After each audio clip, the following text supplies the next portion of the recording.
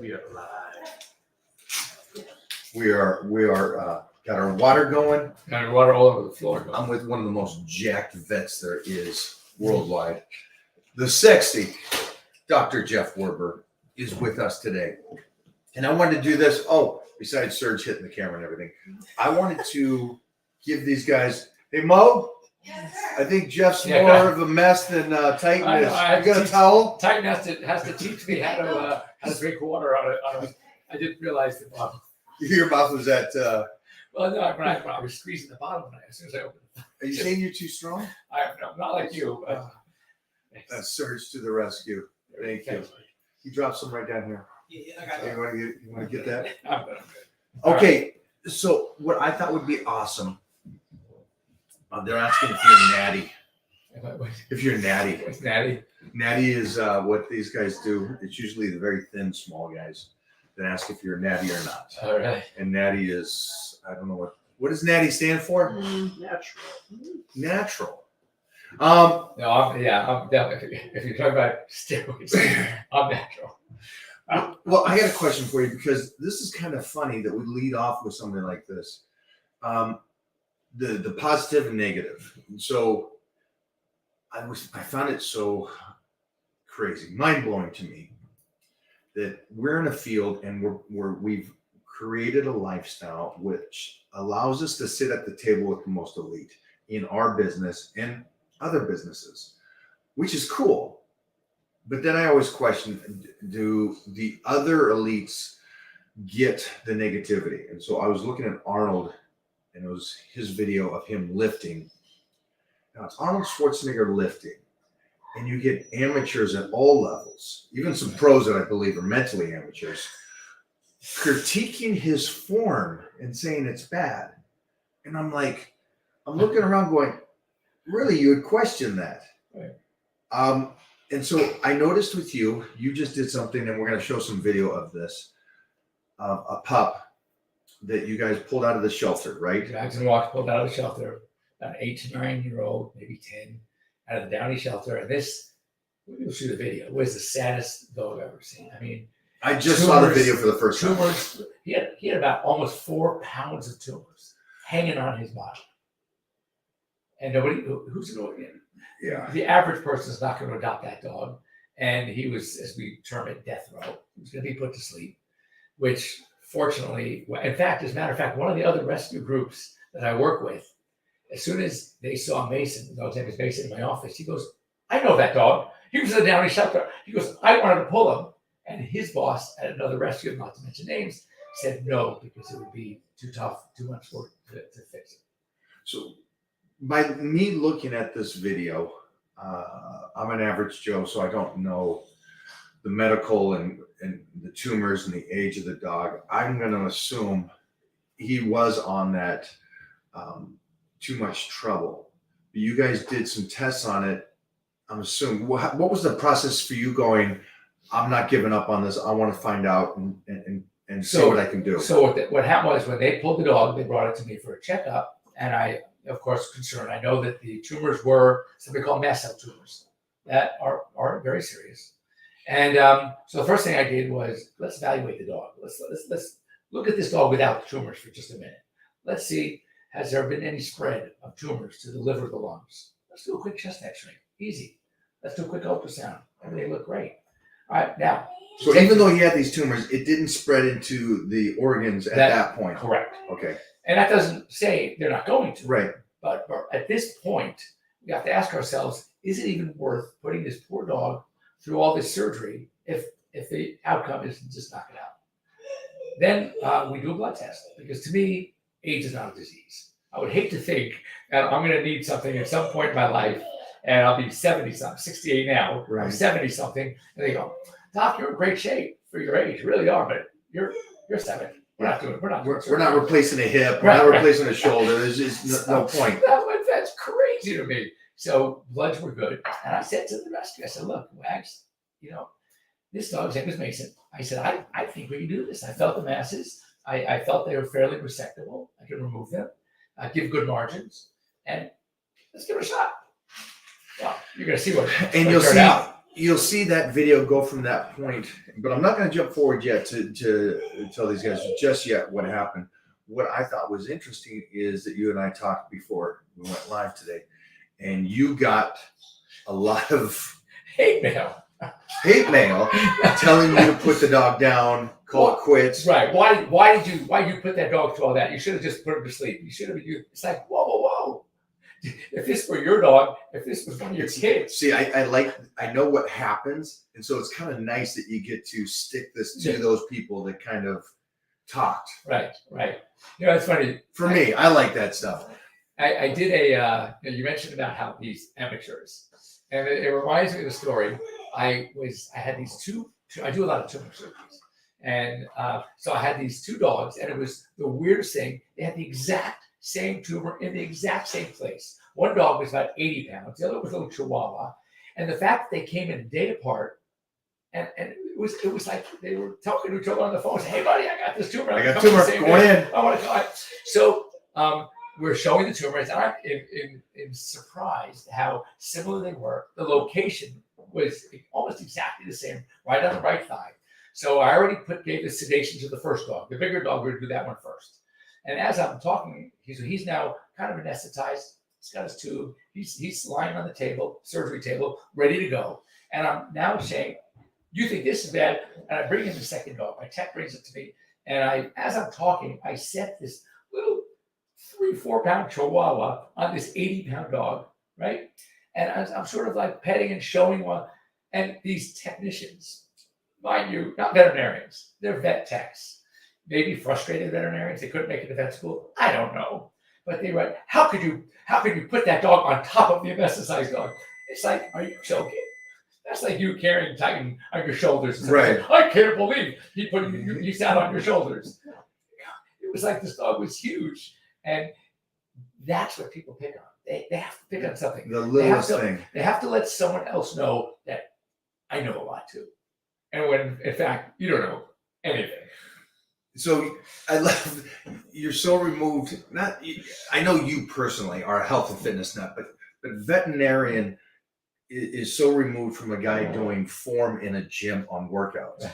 And it's funny going from you were one of the most elite vets that I know from around the world, and then Arnold Schwarzenegger is one of these most elite, and you both get this hate, which is ironic. It's so weird to me that there's that common kind of person out there going, I know a bit of everything. And I know more than you. We talk about this Dunning-Kruger effect of the person that reads the one book and suddenly they know as much as you know. Right. And it's a frustrating thing because now you're going to see the video. And again, if I saw the first video, my heart would break. And I got some great friends, Mickey Rourke and Danny Hester. Danny Hester was the first Mr. Olympia physique. We always send dog videos together, but these are the type of videos we send, right? Because we're dog guys, and then we love to see the transformation of them being in the shelter or something, and then surviving and getting a good home. The best. And this video has that, and it's over 7 million views because of the fact that there's so many good dog people out there that sees the struggle and how the dog was, and then you didn't give up on it, and you come out the other side. And and this dog is happy now. Oh my God. To see that, when I mentioned how, for me, we don't always get to see immediate results. And sometimes we don't get to see the results we hope. Medicine is not an exact science. I think it is. But, you can have a dose. I mention this all the time. You give the exact textbook dose to two dogs. One dog will do fine, and the other dog will either do nothing or be dangerous. And there's no way to predict it. You just got to go with what's recommended. Writing this down. I have my reasons. Okay, so when I see a dog where the transformation took place so quickly, within 10 days post-op and then a 3-week post-op, and you see this dog who, in the very initial video, I look at again and again and again, it's just how sad he looked. His eyes, he just looked like a sad boy that was in this poor cage. Nobody wanted him. You could just tell he wanted the affection, the attention, but nobody would give it to him because these tumors were really gross. And now to see him chasing a ball, his little boy in the family, maybe 8, 9 years old, throwing a ball for this dog. He's chasing.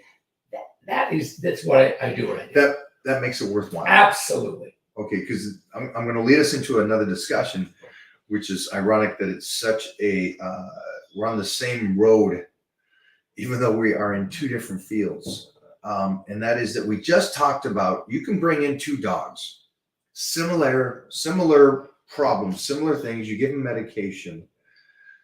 And again, like anything, you can't confirm, hey, you're the vet. If I bring my dog to you, he has to be okay 100%.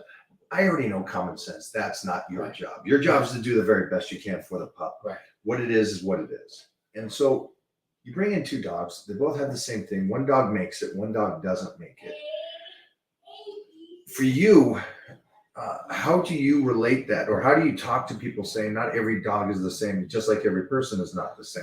You know, it's really tough. And you, what you said is what I sort of live by and survive by, because there are a lot of problems in the veterinary world right now.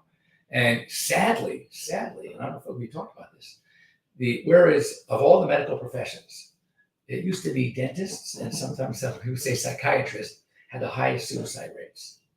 Sadly, I did not even know that. Yes, sadly now, veterinarians. And this to me is such a shocker. So you're saying the actual veterinarians, because of the fact of the stress of the job? The stress of the job, we call compassion fatigue, we call it high student debt, we call it demanding. Before you continue, I wrote this, that is the follow-up question. Holy sheesh. Wow, that was my follow-up question, and I'll continue.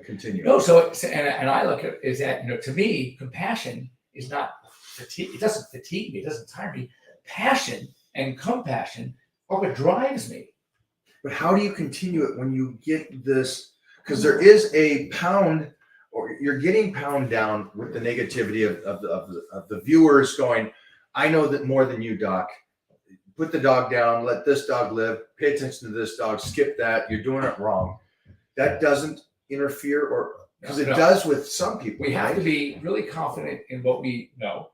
You know, one of the things that I've learned, and you know, I'm in my 39th year, so to finish my 39 years in practice, plus the 4 years before that as a technician. So I've been in this business for a long time. Now you can have knowledge, but what I find is a big difference.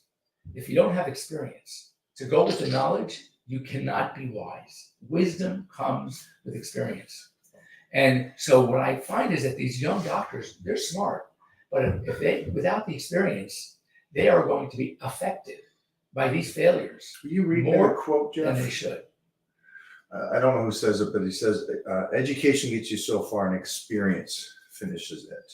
Absolutely. And it is the experience. And I feel in the health and fitness world, it is, you get so many people that read the book and they're great. They can dictate that book back to you.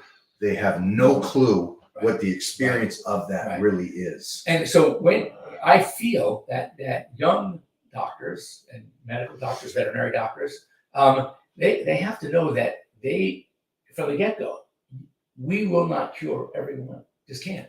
It's not real. And there has to be a reality check. And one of the two things that when things don't work out well, we introspect. We really do. It drives me nuts. I review everything I did. What could I have done differently? What should I have done differently? And as long as I don't make that same mistake again, if there was a mistake made, and none of us are perfect. You know, think about this. You know, you get, I like to say this all the time. You go to school and you graduate with a 95% average. 95%. That's an A. Pretty much anybody's book, that's an A. But wait a second. What happened to the other 5%? Right? You didn't get those questions right. And you're still an A student. You're still the best there is. Right. So it's reality. And a lot of times it's your fault because you made a mistake, made a judgment call. A lot of what we do is judgments. We have to make a judgment call sometimes. Hopefully, with more experience, you're going to make the right judgment call. Sometimes it's not good. Or it might have been the right for that patient, but it didn't work for this patient. Nothing you can do about it. Do I lose sleep? Yeah, it bugs me. But to think that I'm going to have to, compassion fatigue is going to take me? Absolutely not. If anything, I'm going to drive even harder. Passion fatigue. Compassion fatigue. Passion fatigue. Yeah. So I'm assuming that just means that they're overly the loss builds up, and then you finally just, I'm done. Right. and coupled with long hours, and coupled with another thing that, because we were talking about how many experts there are, right? That every pet parent becomes an expert. Right. It's like I say, when these I'm on 3 dogs, I know what to do. Exactly. And I get this because, for example, we talked about the different vaccine scheduling and how it's changed over the years. And I'll talk to a breeder sometimes who's still doing the old 6, 8, and 10 week vaccines, which is not only not effective, it's potentially dangerous because it uses up mom's passive immunity way too fast. And I try to explain all these things we've learned over the years about the immune system and what's right and how it works, etc. And I do my best. I'm pretty good at explaining things. Listen here, son, I've been doing this for 40 years. I think I know what I'm doing by now. And I said, yeah, that was maybe what it was 40 years ago, but it's not that way now. Every 5 years, when it comes to medicine, every 5 years, half of what we knew as gospel is now obsolete. I love the fact that is so. I hate the fact that people don't evolve and get better with it. I think of your world, nutrition. How many times have you advocated something 20 years ago and you find out, maybe it wasn't the best thing? It was a tricks 20 years ago. Do this, do that. And it goes back to just the most simple, basic stuff is the greatest stuff. But again, there's an understanding, like with lifting back in our, and again, you and I have both been in our field for over 40 years. And so it's experience over 40 years, besides the education part. And so it's nice to see there was a time that 20-year-old kid had to train harder than anybody else because that was the philosophy. Right. If I can out-train you, I'm going to be better than you. It has nothing to do with the other person. It has to do solely with me and how well I can recover. Right. And if I can't recover as good as the next guy, I can't train as good as the next guy. And so you learn those things. Like you guys in medicine, you guys learn that. But I want to jump back to the fatigue because social media pound down, it beats people. And it beats people if you allow it to. Exactly. And then that's one of the biggest things. So one of the docs I heard of, I did not know personally, but I knew of, it was social media that really put her over the edge. And she took her life. See, she's out there doing the best she possibly can and doing something good. I think a vet was very good. A vet's a cool kind of. I wanted to be a vet when I was very young. Then my dad said to me, and I was young, and I'm glad he said it. He says, "You do understand there's going to be times you have to put dogs down." And I go, "I do not want to be a vet." And I saw you. The first time I met you was over a decade ago, easily over a decade ago, if not more. And I saw you come out of the office and you're with a girl and she was crying and I knew, just put down a dog. And she's walking and I'm sitting there going, that's going to be me one day. And I just got to realize that. And you had compassion then, but you have that same compassion today. You never lost who you are. And I would think, like most doctors, most medical doctors that I've met are very coarse. Right. They're done with that kind of compassion to it. You never get used to it. I mean, how have you been able to stay compassionate? How have you been able to stay? I want to. How do you stay this way? It's a crazy thing for me to see. Because well, first of all, every case is an individual case, and I once early in my career, and it was the worst thing I ever did. I ended up putting a dog to sleep that I didn't think really needed to be put to sleep. Okay, and I told him, talk to the owner about this.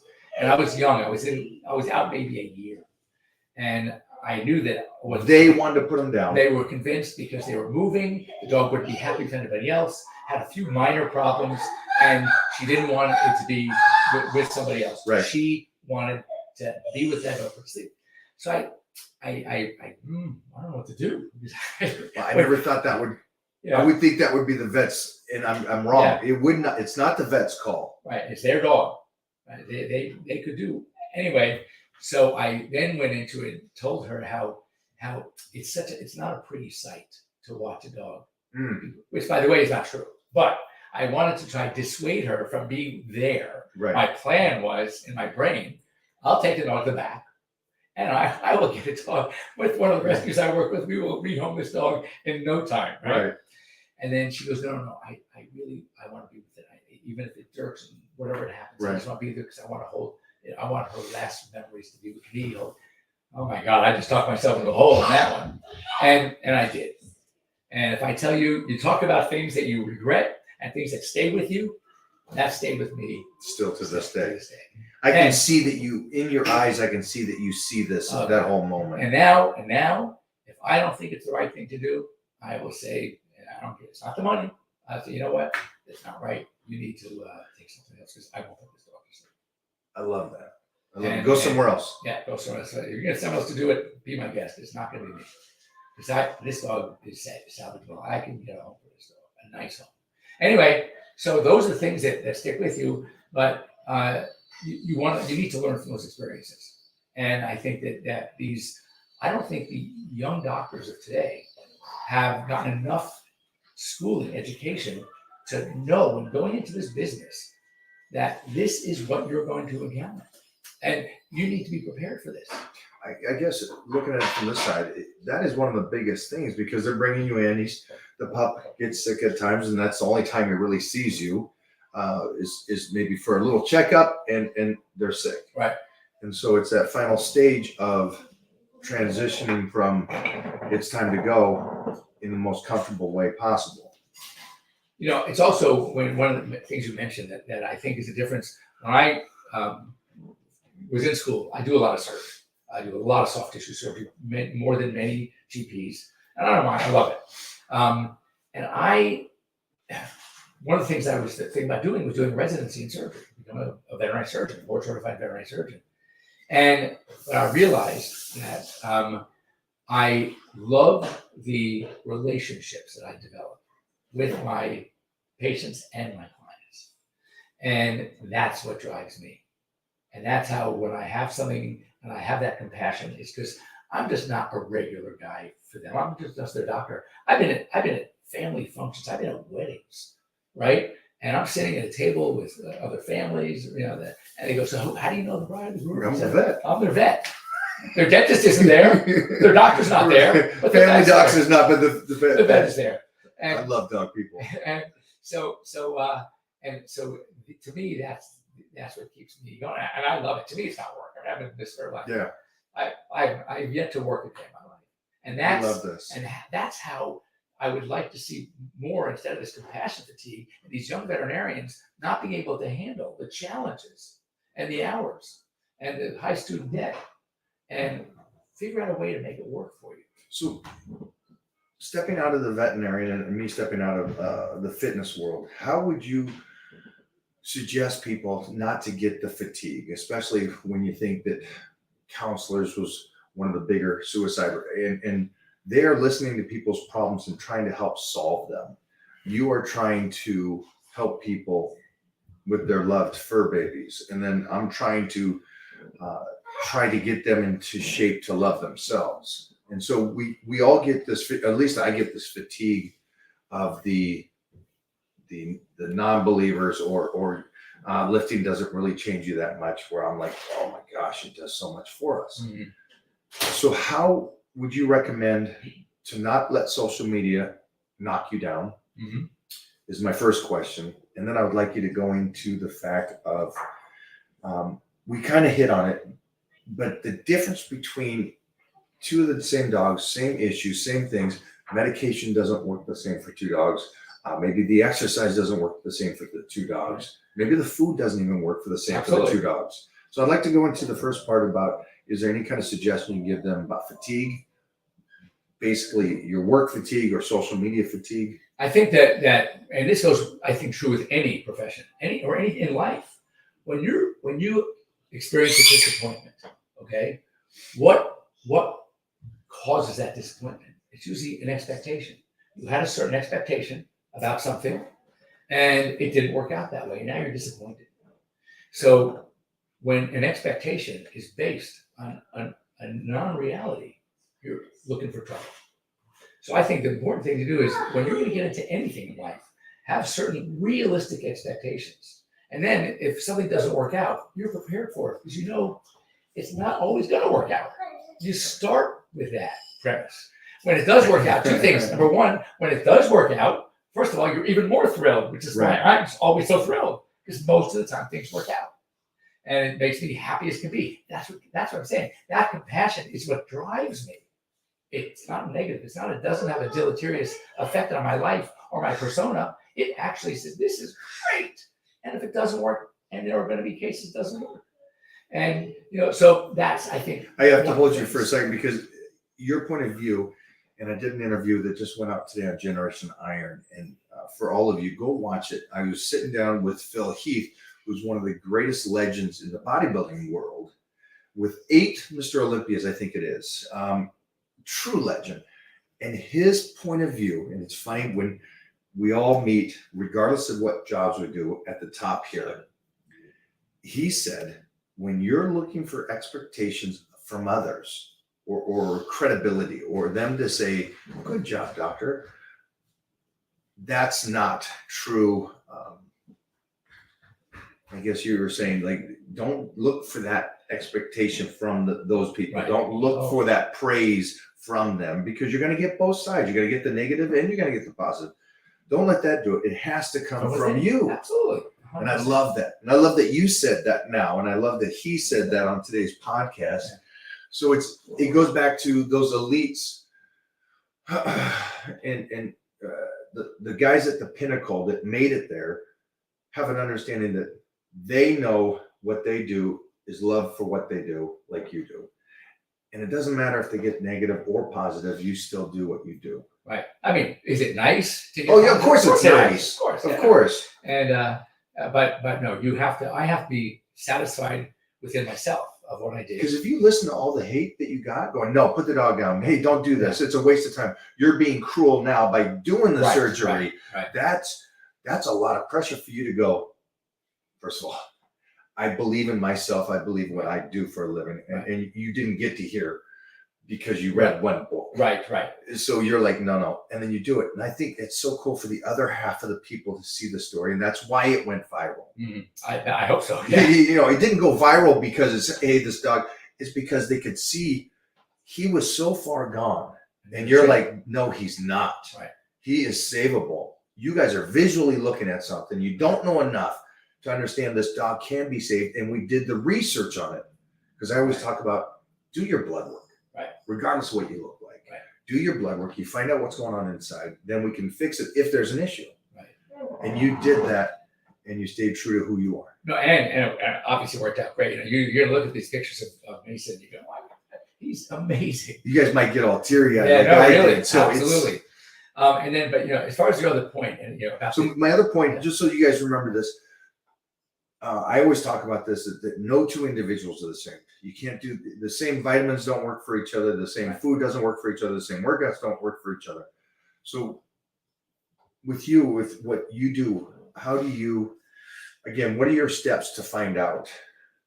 By doing, so and that's the thing, and understanding, always have a plan B. I think in life, it's always good to have a plan B, because plan A might not work out all the time.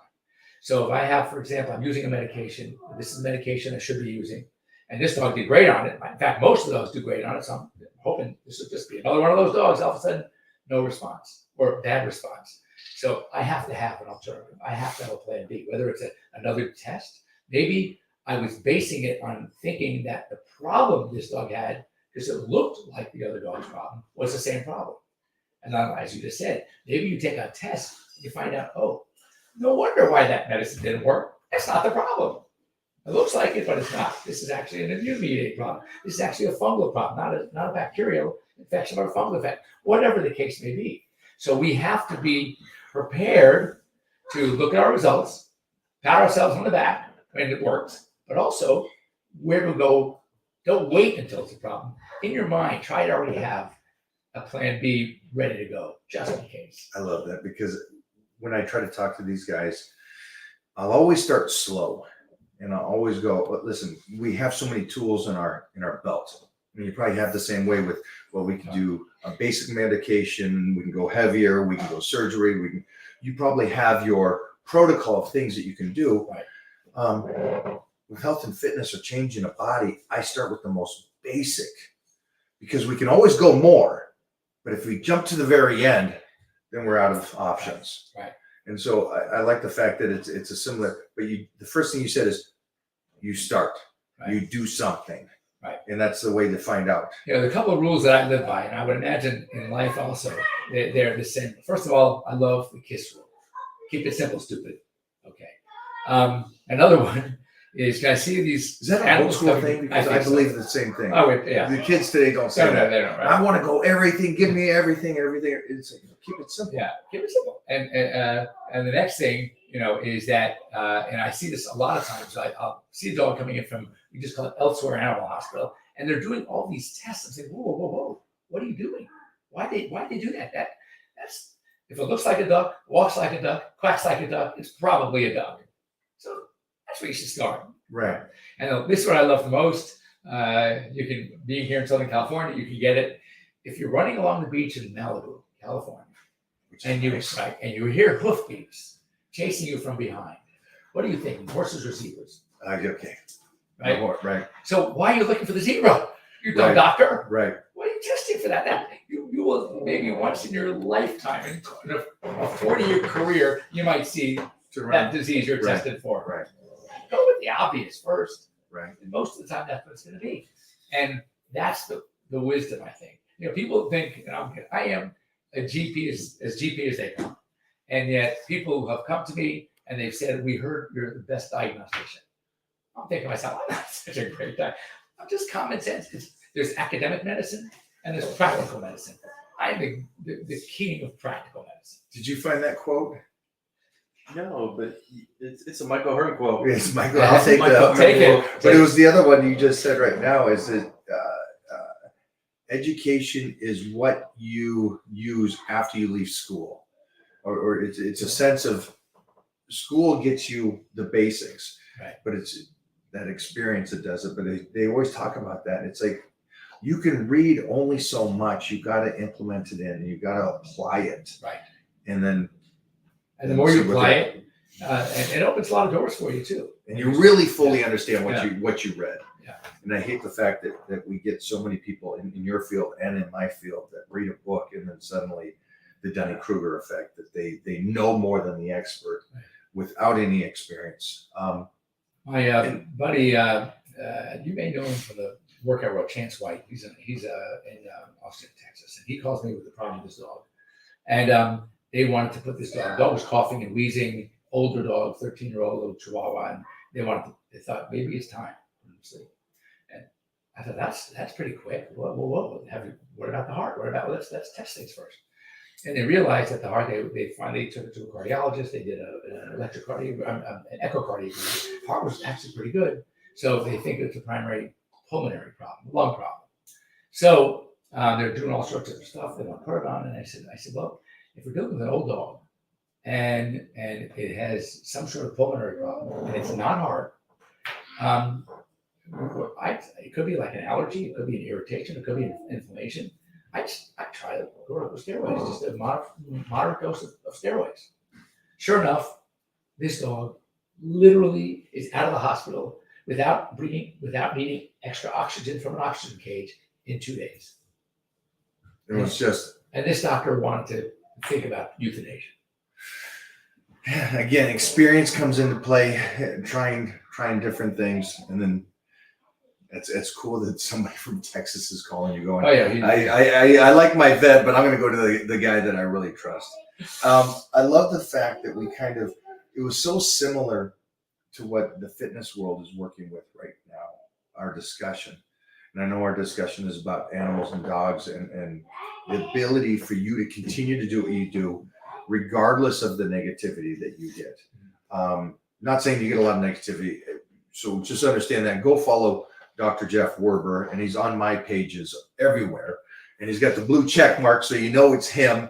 But finally, it's an interesting thing where you can take two fields completely different, and there's similarities all the way through it, from two people not being able to do the same diet, to two people not doing the same workout, to two dogs probably not doing the same exercise. I know, like, big dogs don't need as much exercise as the Huskies. Or, you know, I remember a couple of years ago, you and I talked about this, and I find it was also very fascinating. It relates to this tremendously. It was that diet that was out. They they had the 3 or 4 athletes that were doing the vegetable diet. You called me on vegan, this, yeah. all right, and basically poo-pooing meat, Right. protein in any way, shape, or form. And you even said that could be good for the right person. But there are people out there that may not do well on that diet. And when you look at all the fad diets that have gone in for heart health, for example, including the Pritikin diet way back, Mm-hmm. and they found there were people that dropped dead from that diet.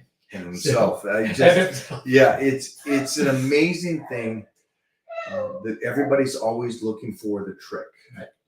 The one little catch, the one little thing, and it comes down to everybody's different. Everybody deals with the positive, negative. Everybody loves the underdog story, and I think that's one of the biggest things that you guys got to see today is the underdog story with this dog, who again, right? What a transformation!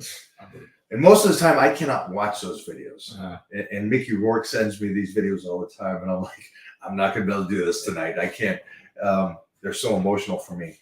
But I think it's incredible that you can still do it with such a smile, the way you do it.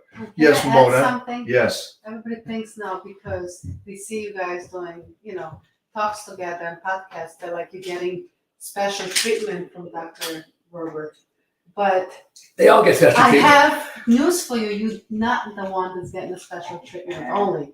Because when I went to the office, this guy is literally treating everybody the same. It's mind blowing. I've seen him try to customers, and it's just so amazing to see the same attitude. This, like, just your body language is not different when you talk to Mike or that somebody just walked in. And I love that about you. And one more thing. I don't know if all this facility do it, all the vets, but you guys take in older dogs to actually bait them and, groom them. Yeah. And a lot of people don't do that, the groomers anymore, because they don't want to deal with an old dog. Right. And I love that about the facility as Yeah, well. so this is if 2 you guys points, didn't hear yeah. that, the 2 points is that I get special treatment because I do a lot of collaborations. They all do, and that's one of the biggest things when I'm at the office or Mona's at the office with the dogs. He's this way with everybody, and I've sent everybody that I know over there to his facility because I know what each person will get with the staff and with him. So it's a cool thing to see that. Well, plus, the thing is, like you said, is that you working out. It's not a job. Right. Right. What I do is not a job. I never looked at it as a job, and it brings me so much joy. So why wouldn't you do something that you really love doing, and except for for you naysayers, right? The feedback. It's like my wife always says, Jeff, of course you love going to work because they all love you. And even my patients. So many people will say that I can't believe it that he hates on vets usually, the dog. And my patients.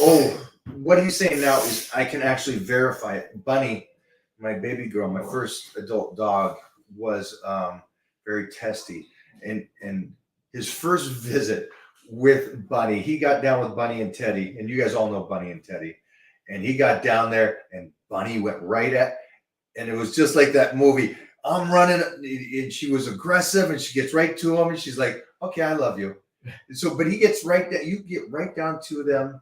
The things you tell us not to do, you're so schooled in this that you set yourself up in a correct way to be able to do what the amateur should do. But again, what the amateur should do. And I can read those pretty well. And when I think of the number of years of doing this and the number of times you really are the dog whisperer. It's very few relation. I've gotten nailed before, and I say this: if any veterinarian who says they've never been bitten by a dog, they are not really interacting with that dog. There's no way, because dogs are unpredictable. You learn after years what to look for, signs. But I've been nailed.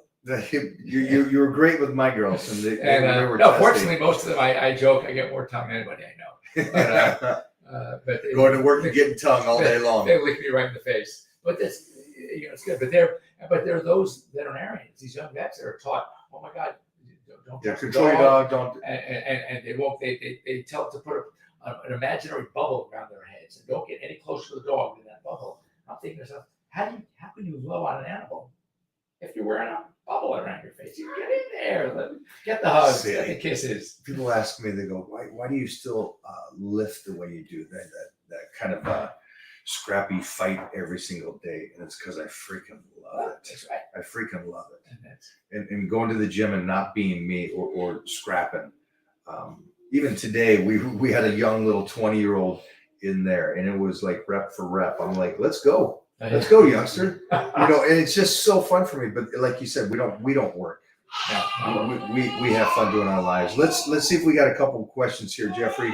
Yeah. If we got anything here, and if you guys got any questions as well. My dog is a rescue. How do I treat clinging issues?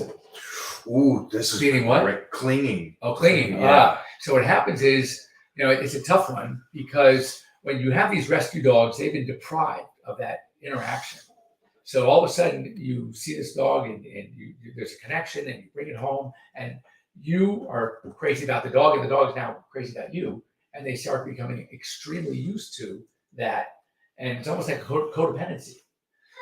So you want to reward the behavior when they're not always so clingy.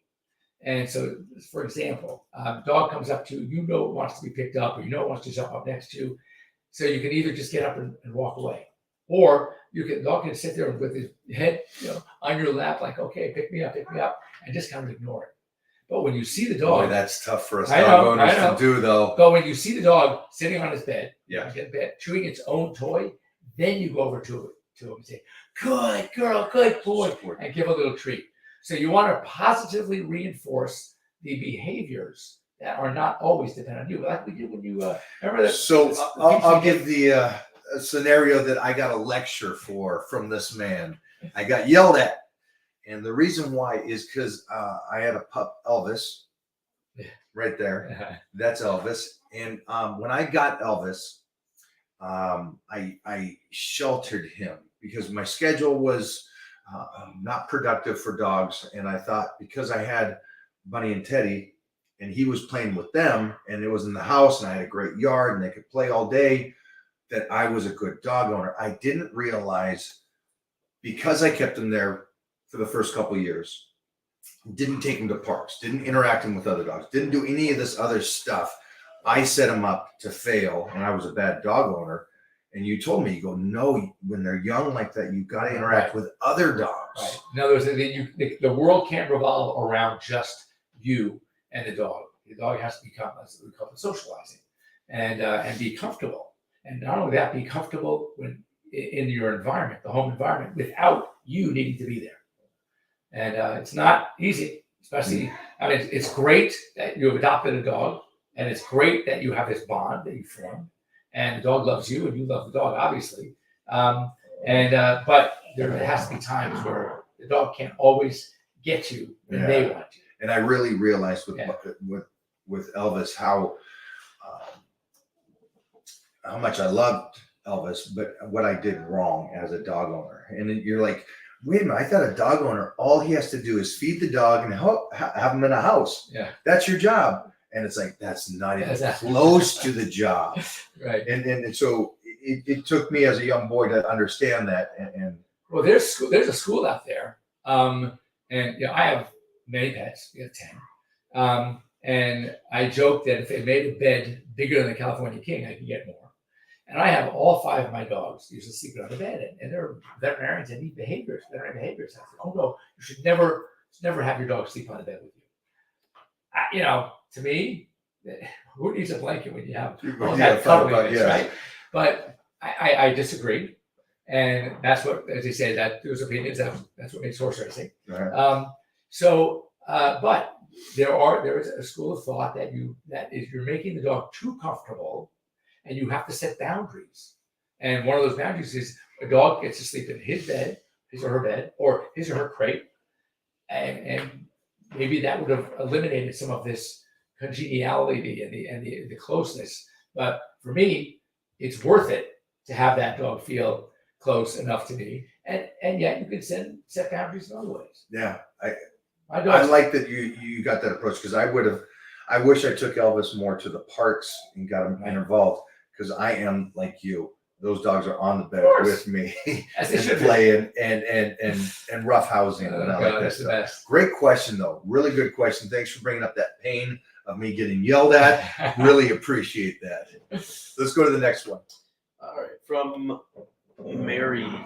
My Seymour was diagnosed with meningomyelitis and is now paraplegic. Besides a wheelchair, do you have any advice to keep him happy and as healthy as possible?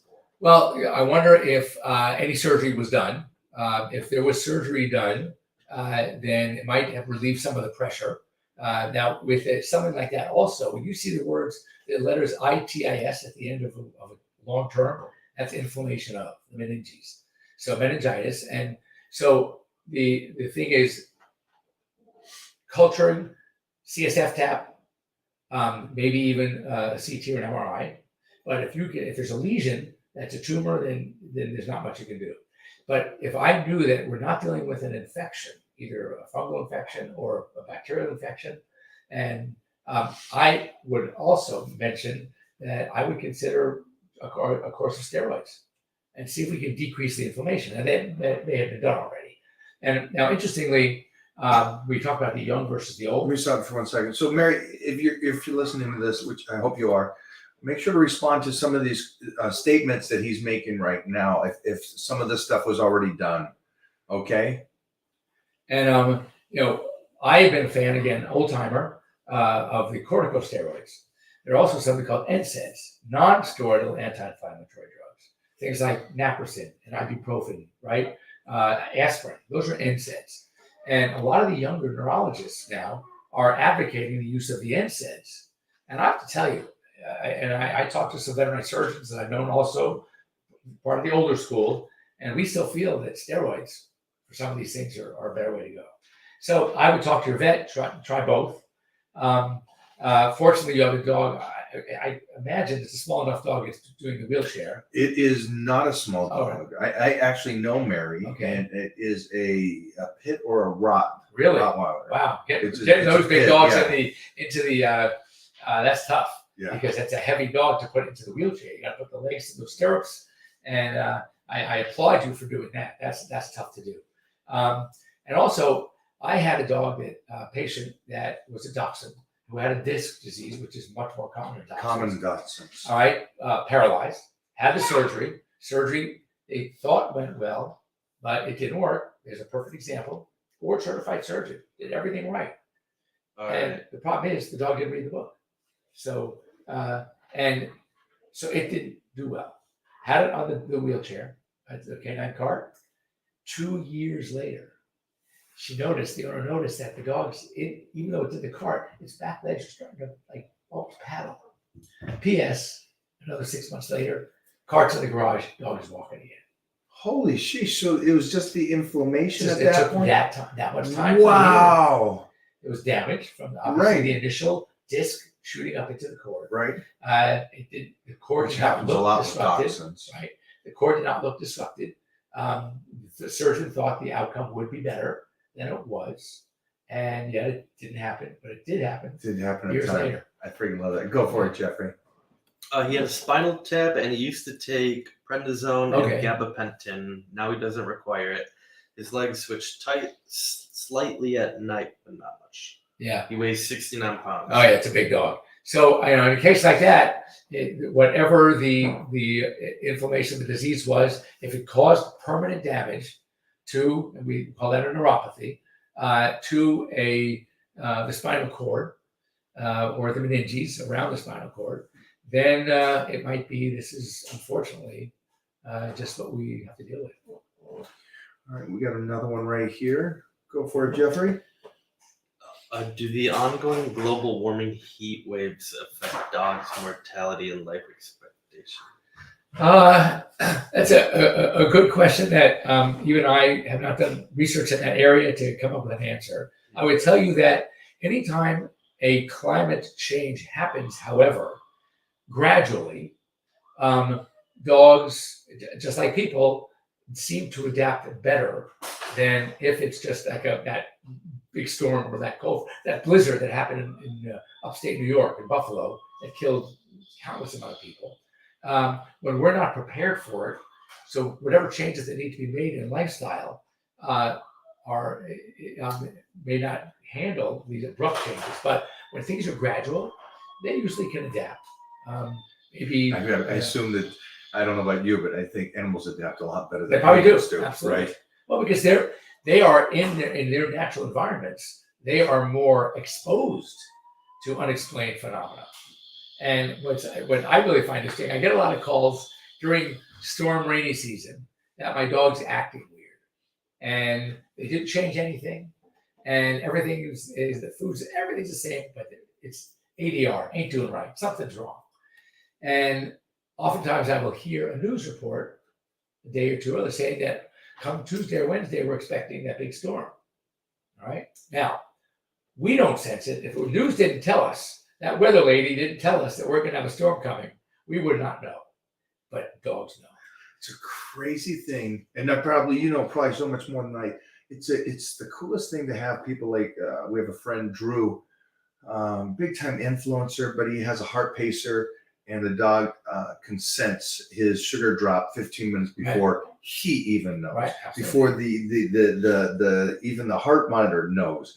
It's the coolest thing to hear that, or like dogs can pick up earthquakes before registration of the seismic. Yeah, it's like wow. Well, what happens is with the normally what happens when we have storms coming, that cold front's coming in, we have a drop in barometric pressure, something that we don't sense, but dogs can sense that drop. So they start. So let's go backwards. So they felt something. They didn't know what it was, but they felt something. Okay. And then a couple of days later, it starts storming. And then oftentimes with rain and storms comes thunder and lightning. That's what dogs don't like. So what happens is they make that association. So the next time they feel that drop in barometric pressure, I felt that last time. They're already planning 2 to 3 days in advance, expecting and fearing the thunder and lightning. Then this takes me into another thing that's bizarre for you dog owners. I never knew this. I was always told a house where your energy is good is good for the dogs. They don't, because a happy house is a happy dog, they kind of say. But I was listening to some like happy wife, happy life. Yeah, but I was listening to these guys, and they were talking about the span of the dog's life is not so much about the inside of the house, but a lot of it is what you're bringing into the house. And so stay with me on this. It's something like when I come into the house and I meet the dogs, I'm now happy because I see the dogs, but I'm taking this anger or whatever I have from outside, and I'm coming through the front door. They can sense that on what happened. Yeah. And I was watching about, because I was trying to do a lot of studying on why my dogs were living so long. I'm like, this is great. Pizza. Pizza. And we're gonna finish off on food. But the guys that were talking about this were talking about it's that energy that you got to when you come through the front door. Make sure you get rid of whatever that was the day is. If you got that anxiety from the day, don't give it to the dogs when you first meet them and go, okay, now I'm better. Right. And that was an interesting statement that they can pick up on a sense. And you're like, no, they can't. They don't know what I did for the last 2 hours. They can pick up on emotion. And you've heard stories about animals knowing that someone's mom or dad are on their way home from work, and they don't know it when they turn into the driveway. They know when they leave work. Is that the craziest thing? It's the craziest. I know we sound like it's weird, but it's like I know Mo is on her way home because they'll run through the house because they know she's turned at the end of the street or from the. It's the coolest thing. Now I do want to go into one thing. Everybody always talks about food, and I think when it comes to dogs, just like anybody, different foods for different dogs. But what is your go-to? What is your number one? Hey, try this type of food. Try this kind of diet. So and it's interesting. It's a great question. People ask me all the time, "What's the best food?" There is no best food because, as we know, and as you know, as your nutritional studies, which I know you've done a lot of, and you're working out, that what's good for this one may not be good for that one, may not be good for that one. So I'm of the feeling that there are a lot of best out there. There's no such thing as the best food. There are a lot of best ones. There are a lot of good foods. first of all, regardless of the list of ingredients and how well it was made, what's the most important thing? Dogs got to eat it. Gotta eat. If they don't like it, who cares if it's, Right. they don't like it. I boil my chicken for my dog. He does it, but he doesn't eat Don't it. like, right. He doesn't like chicken. All right. Next up would be stool quality, energy, coat, nice shiny coat, and of course make sure there's no allergens. And every dog is different. Now I love this line. So the two most common protein allergens for dogs are chicken and beef. And I mentioned that to an owner whose dog is having a lot of skin problems, chewing their front feet, ears, which is often the signs of food allergy. And they go, no, Doc, I get the best organically grown chicken. It can't be that. I said, wait a second, time out here. Chicken is chicken is chicken. I don't care whether it's the best chicken on the Thank you for planet saying that. or whether it's McNuggets, Right. It's chicken. And if you're allergic to that protein, your dog's not going to do well. So if you want to spend the money and get higher quality ingredients, if it ain't broke, don't fix it. Right. If your dog's on something now and he's got energy and he loves the food and he's got good solid stools and he's behaviorally okay, his coat is great, then why are you looking to change? I wouldn't change. And if you're looking for something new, then you want to look for certain. Also, grain free. Okay. Don't get tied into the grain free. Whatever it was that or is that affects people, and I would imagine that there are some grains that are good for people. So there are still grains that are good for dogs, and the whole thing with the cardiomyopathy and these changes that we've seen in dogs that are eating grain-free diets may not be the smartest thing for the dog. We have to stop anthropomorphizing. Anthropomorphizing is we take our values and we project them onto your pets. I see that with parents and their Yeah, kids, sure.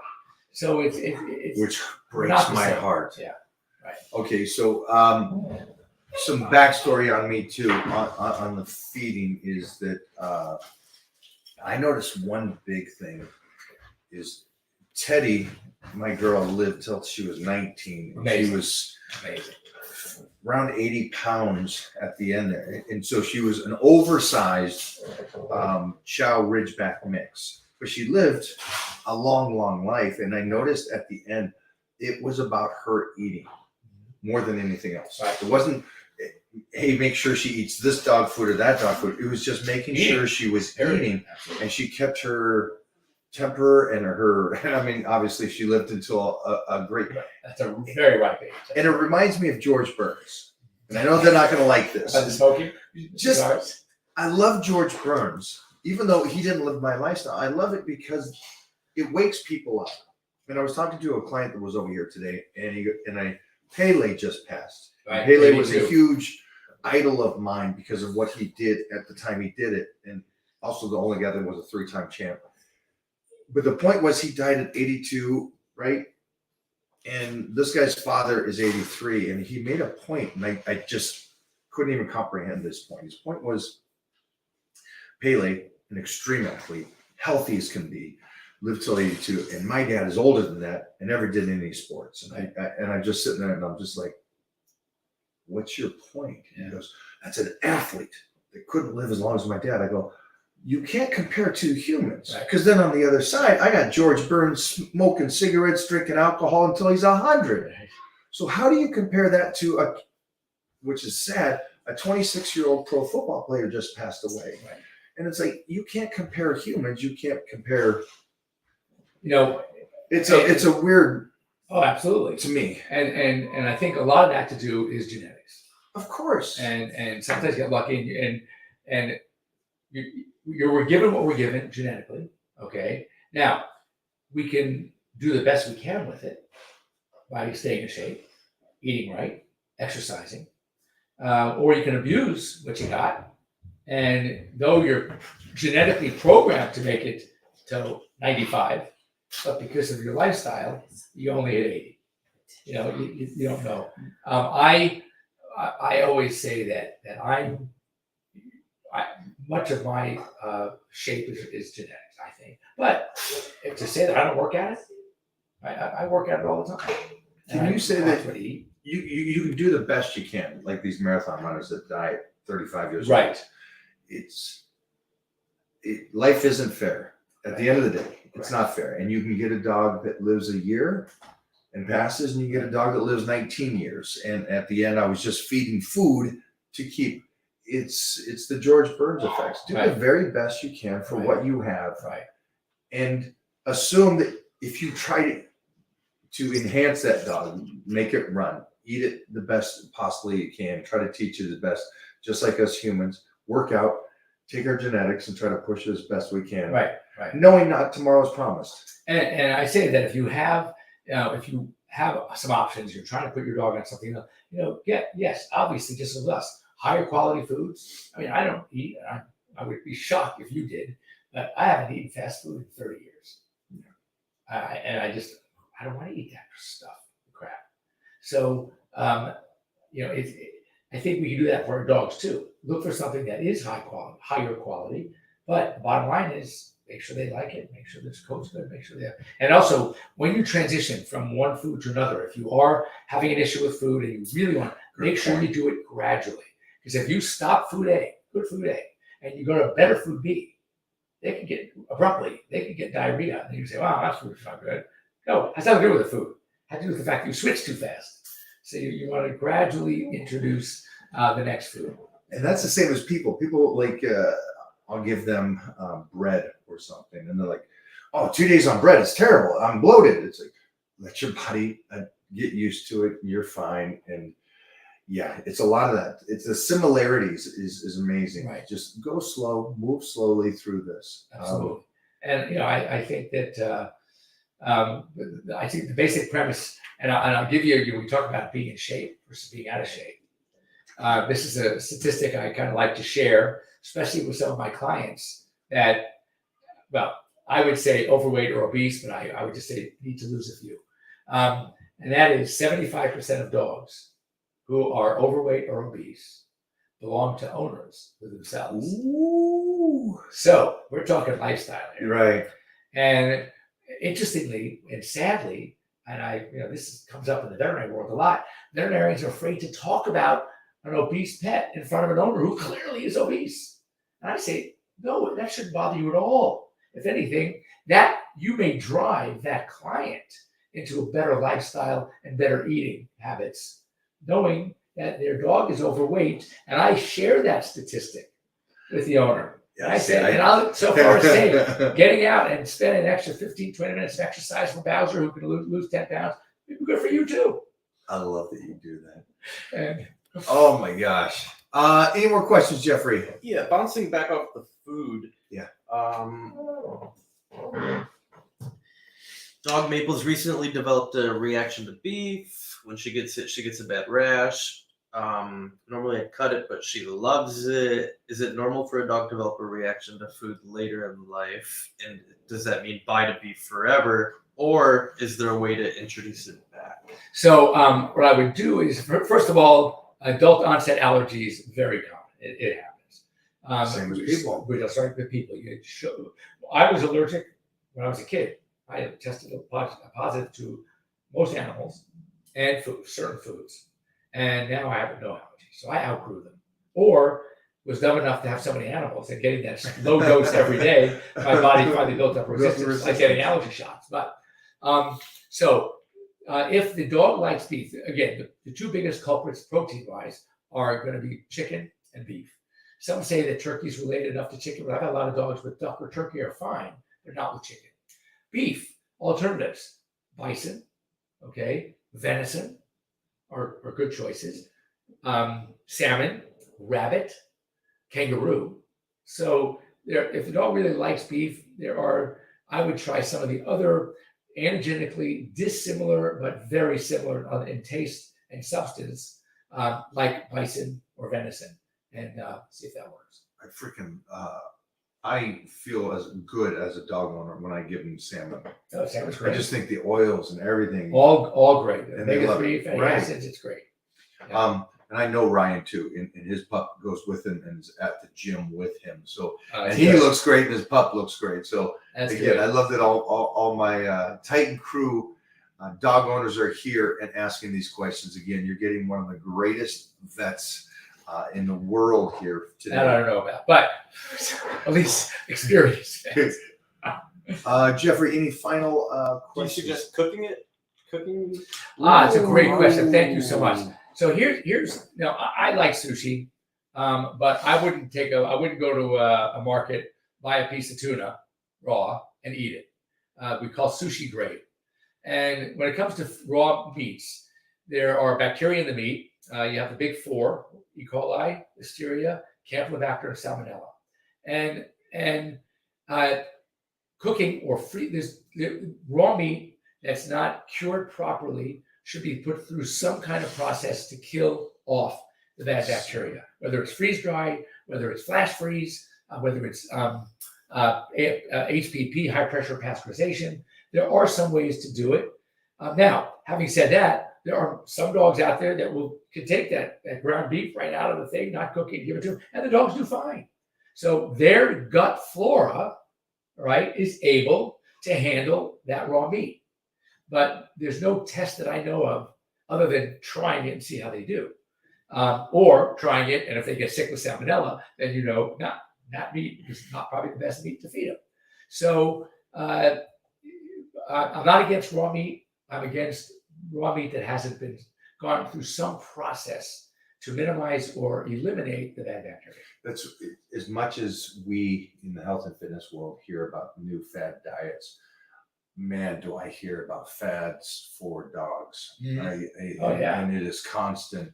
Oh, no, you got to stay with a raw diet, uncooked foods, because that's how they ate In the wild.